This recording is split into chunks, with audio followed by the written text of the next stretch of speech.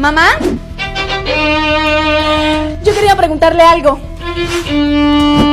¿Será que esta noche yo puedo salir con los muchachos? Vamos a estar en casa de Doña María. No va a haber alcohol, ni gente rara, ni desconocidos. ¿Por favor, me deja ir? ¡No!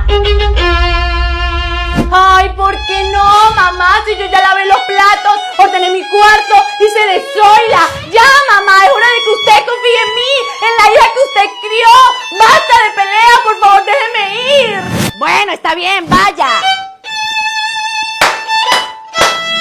Pero las dos está aquí. ¡Ah! Epa, pero igual págame. Run.